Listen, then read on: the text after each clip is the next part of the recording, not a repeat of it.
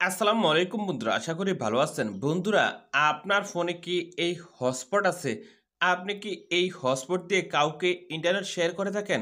বা আপনি কি কারুর ফোন থেকে মানে আপনার বন্ধুর ফোন থেকে বা আপনার বাড়ির যেকোনো ব্যক্তির ফোনে ইন্টারনেট থাকুক, তার ফোন থেকে কি আপনি এই হটস্পট দিয়ে ইন্টারনেট আপনি ব্যবহার করে থাকেন?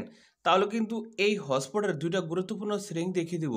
এই ২ টা গুরুত্বপূর্ণ সেটিং যদি আপনি করে রাখেন তাহলে কিন্তু আপনার ফোনে ইন্টারনেটটা আছে সেটা কিন্তু ৫ গুণ বৃদ্ধি পাবে। ধরুন আপনার বন্ধু যদি ১ পাওয়ারের বা ২ গিগাহের ইন্টারনেটটা ব্যবহার করে, আপনি ব্যবহার করতে পারবেন ৫ গিগাহার্টজ।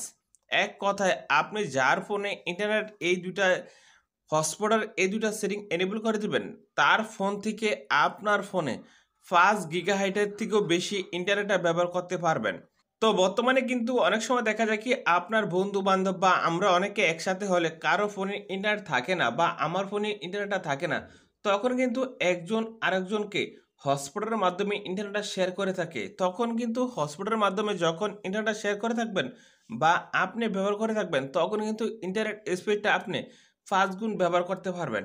তো এখন কথা হলো আপনারা কিভাবে এই হটস্পটের সেটিংসটা এনেবল করবেন? এখন যদি আপনারা এই হটস্পটের সেটিংসটা এনেবল করতে চান তাহলে কিন্তু এই ভিডিওটা ১ম থেকে শেষ পর্যন্ত দেখতে হবে। তো আপনারা দেখছেন অ্যান্ড্রয়েড টেক স্টুডিও আমি শরীফ। আসুন বন্ধুরা বেশি না করে শুরু করা যাক আজকের মূল ভিডিওটা।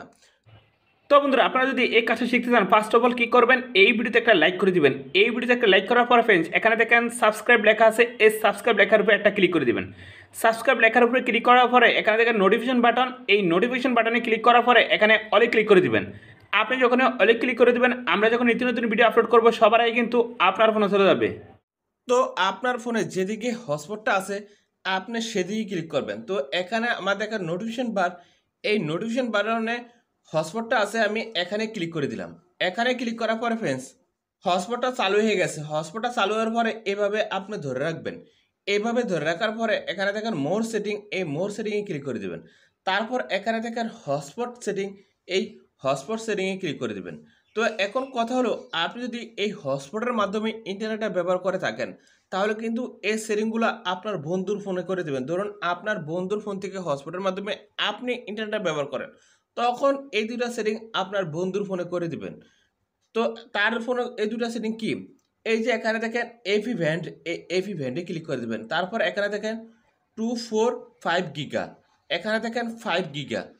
আপনি কি করবেন? তার ফোনে কি করবেন? এই যে এখানে দেখেন 2.45 গিগা যদি থাকে আপনি কি করবেন? এখান থেকে নিচে একবারে 5 গিগাতে ক্লিক করে দিবেন। 5 গিগাতে ক্লিক করার পরে ফ্রেন্ডস আপনি কি করবেন? এই সেটিংসটা আছে না? এই যে হাইড হটস্পট, আপনি কি করবেন? এই সেটিংসটা এনেবল করে দিবেন। এনেবল করার পর ফ্রেন্ডস তার ফোনে কাজ শেষ। কাজ শেষ হওয়ার পরে আপনি এই টিক মার্কটা ক্লিক করে দিবেন। টিক মার্কটা ক্লিক করার পরে ফ্রেন্ডস এখন কিন্তু আপনি তার ফোন থেকে যখনই আপনার ফোনে ইন্টারনেটটা ব্যবহার করবেন হটস্পটের মাধ্যমে, তখন কিন্তু আপনি 5 গিগা পাওয়ারের ইন্টারনেটটা ব্যবহার করতে পারবেন।